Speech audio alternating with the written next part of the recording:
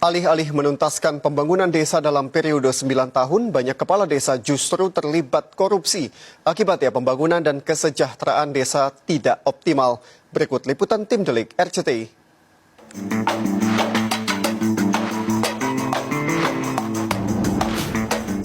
Perpanjangan masa jabatan kepala desa dinilai sebagai jalan tengah guna memaksimalkan kinerja serta pembangunan di desa. Sebelumnya, masa jabatan kepala desa dibatasi hanya 6 tahun untuk satu periode.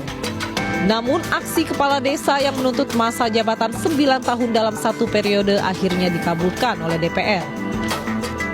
Di sisi lain, penambahan masa jabatan Kades justru menuai sorotan.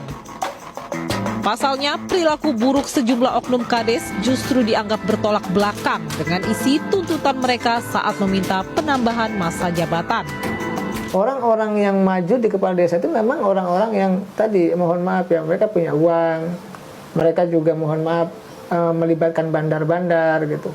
Kayak bandar mohon maaf ya, mereka biasanya ketika pemilihan itu banyak bandar-bandar yang berdatangan gitu. Berikan tadi kan sumbangannya untuk bertarung ya, mengikuti kontestasi di Pilkades itu. Nah, inilah membuka ruang bagi kepala desa untuk menyimpang ya, perilaku menyimpang karena uangnya diambil dari pihak lain.